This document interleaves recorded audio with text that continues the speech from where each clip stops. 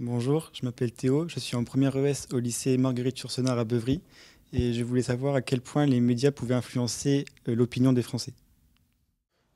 Alors la question est à quel point les médias peuvent-ils influencer l'opinion des Français?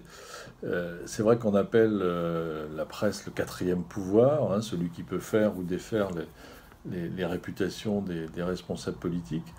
Bon, aux États-Unis, il y a 40 ans, un grand journal, le Washington Post, a pu entraîner la démission d'un président américain, Richard Nixon, en prouvant qu'il avait menti dans une affaire d'écoute de son opposition démocrate.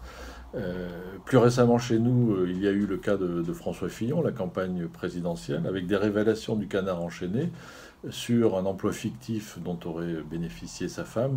Eh bien, ces révélations ont torpillé les chances de François Fillon d'être élu président de la République, alors qu'il en était le grand favori avant ces révélations.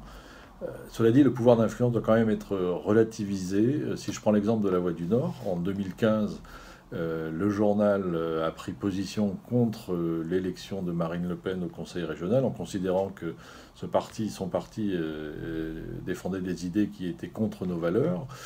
Ça n'a pas empêché Marine Le Pen de réaliser 40% au premier tour.